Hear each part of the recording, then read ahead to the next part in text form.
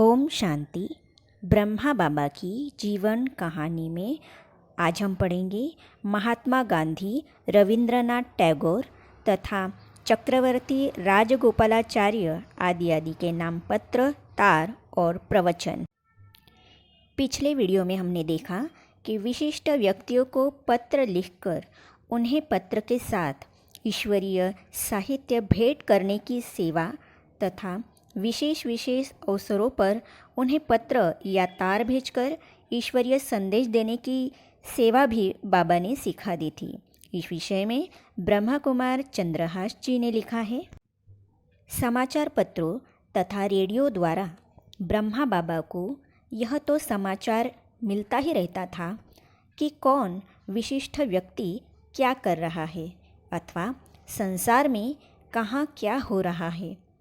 अतः बाबा उन विशिष्ट व्यक्तियों को पत्र या तार भिजवाकर उनका भी कल्याण करने, उन्हें ईश्वरीय संदेश तथा शिक्षा से परिचित करने अथवा उन्हें ईश्वरीय यज्ञ की किसी कार्य में सहयोगी बनाकर उनका भाग्य भी उच्च बनाने की कोशिश करते थे।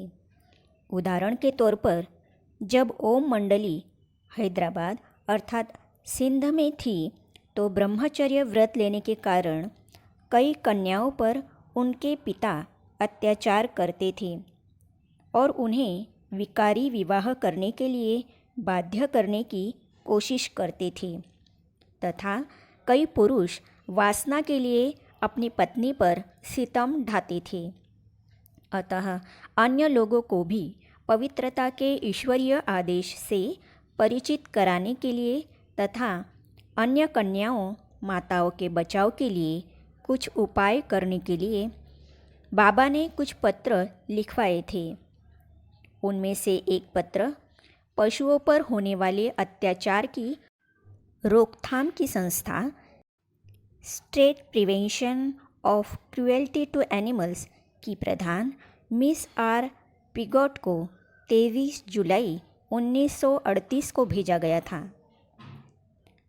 उसमें बताया गया कि किस प्रकार 15 वर्षीय कन्या गोपी को उसके संबंधियों ने एक कमरे में 4 दिन ताले में बंद रखा और उसे खाना नहीं दिया और उस कन्या के भाई ने उसे बहुत ही निर्दयता से मारा।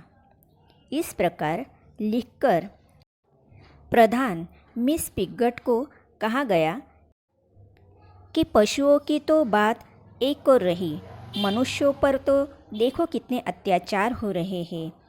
इसके साथ ही उसे सुझाव दिया गया कि मनुष्य जाति पर हो रहे अत्याचारों की रोकथाम के लिए भी कोई कदम उठाना चाहिए और कि अगर उनकी संस्था केवल पशुओं पर होने वाले अत्याचार की रोकथाम के लिए ही कार्य करती है तो एक दूसरी संस्था बनानी चाहिए जो कि मनुष्य जाति पर हो रहे अत्याचार की रोकथाम के बारे में कुछ ठोस कार्य करें। महात्मा गांधी, रविंद्रनाथ टैगोर तथा चक्रवर्ती राजगोपालाचार्य आदि के नामपत्र, तार और प्रवचन। बाबा ने महात्मा गांधी जी को वर्धा में तथा कविराज रविंद्रनाथ टैगोर जी को एक पत्र अर्थात यह पत्र दिनांक 27 अगस्त 1938 को भेजा गया था से संलग्न करके 2 ज्ञान मुरलियों अर्थात प्रवचनों की प्रतियां भेजी थी। उन प्रवचनों में तात्कालीन परिस्थितियों पर तथा आने वाले समय पर प्रकाश डाला गया था और वास्तविक स्वतंत्रता कैसे प्राप्त हो सकती है तथा आत्मानुभूति अर्थात सेल्फ रियलाइजेशन की कितनी आवश्यकता है और समाज में नारी का क्या स्थान होना चाहिए, इस बारे में भी ईश्वरीय महावाक्यों का उल्लेख था। महात्मा गांधी जी जिन दिनों सत्याग्रह, अनशन और सिविल नाफरमानी आदि को अपनाकर अंग्रेज सरकार के विरुद्ध आंदोलन चला रहे थे, तब भी बाबा ने एक तार अर्थात यह तार दिनांक 5 मई 1939 को भेजी गई थी। महात्मा गांधी जी के नाम भिजवाया था।